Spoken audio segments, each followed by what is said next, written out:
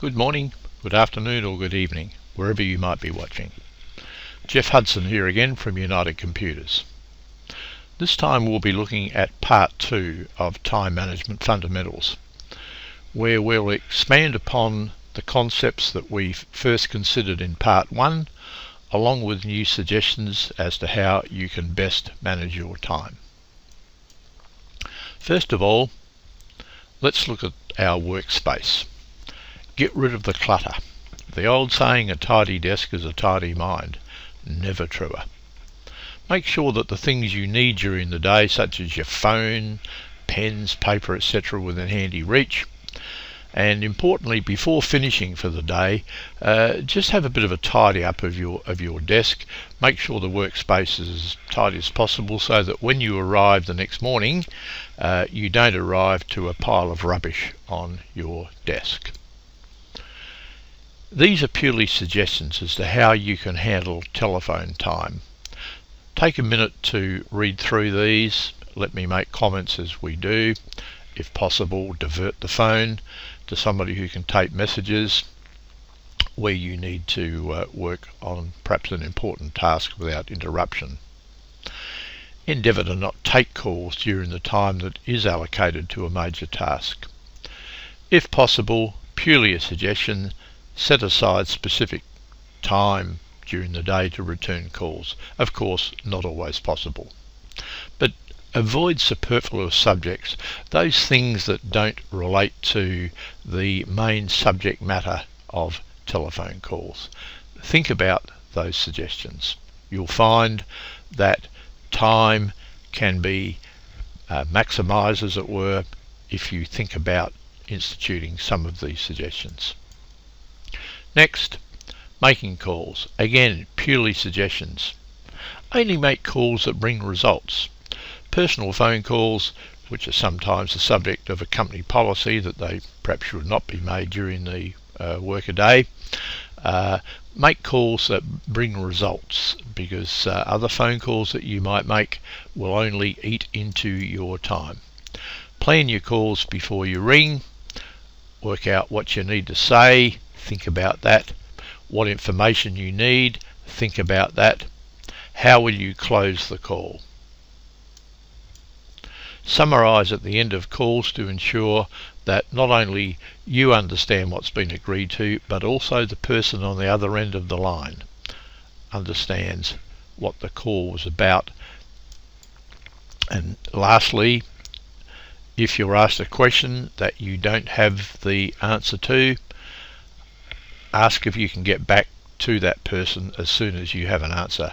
Don't guess, because if you guess incorrectly, then it will only take further time to fix the problem when your guess is incorrect. Think about those suggestions. Drop-in visitors. Can people just walk in when you're in the middle of something important and your mindset is fully concentrating on a particular task? If so, maybe think twice about offering a chair to a drop-in visitor, because they will make themselves at home and stay longer than normally would be the case. If possible, set a time for each visit. Perhaps a phrase such as, look, I can only spare a couple of minutes, can we keep the time to that, because I must finish this particular task. People will 99% of the time agree. Email. One of the areas in our life nowadays that we cannot live without, but unless it's correctly handled, it can eat greatly into the time that you have available. Don't use your email as a filing system. Print emails if you need to, because they can be more easily found later. Can you use the telephone in lieu of sending an email message? Don't ring the extension of the person who's sitting 3 desks away to ask what time they're going to lunch. Don't send them an email for that type of thing. Can you talk with somebody if they're nearby? Delete any emails that don't need to be retained. Again, don't use your email as a filing system. It is not conducive to good time management. Filing. We do need to have a good filing system so you can find what you need quickly and efficiently. The good old filing cabinet with a correctly indexed set of folders is just so handy, and I know you'll agree with me that if the indexing is correct, you can find things quickly. It's not fun to file, but it is important. If you're lucky, you'll maybe have a secretary who can do your filing for you. Well, that's great. The 4 Ds. Delegate it. The art of management. Delegation, if possible. Delete it. If you don't need it, delete it, particularly with emails. Do it. In other words, think about the priorities of the tasks in hand. How important is one task over and above the other? But do things. Don't defer what you need to do quickly by procrastinating. The greatest enemy of time management of all, procrastination. By saying, I'll do that tomorrow, when in fact you may well have the time, the inclination, and the necessity to do the task now. So think about deferring things. Meetings. First of all, the ones to question should you attend. Only attend, if possible, when you have an active role or purpose, otherwise an apology can be sent. Is the meeting effective for your purpose? Is there an agenda? Ask the question. And is it a help or a hindrance? If you're holding the meeting, make sure that there is an agenda. Arrange for minutes to be taken so that the meeting can be summarised later and may be distributed to those who need to have a summary of the meeting. Importantly, if you're chairing the meeting and holding the meeting, remain on topic. Be a strong chairperson and stay in control, because meetings can very easily get out of hand when the attendees start talking among themselves. What did they do last night? What are they going to do on the weekend, etc. So make sure you stay in control, and you'll find that the meeting will take the time that you initially allowed in the time limits. Are you taking on too much? Read through these bullet points and think about them, particularly delegating, and again particularly don't be afraid to say no to requests which don't match your priorities. You're not saying no to the person, but you're saying no to the task. No can be a strong word. It can often mean, look, I can't do it now, but would it be okay if I do it later? And you'll find more often than not that the person who is requesting the task will agree. The to-do list. Are you planning things prior to the day? You can't keep a to-do list in your head. You'll definitely overlook or forget things if you try to remember what you need to do. So make a can-do list. It's easy. Pencil and paper, as I said in part 1, is not dead.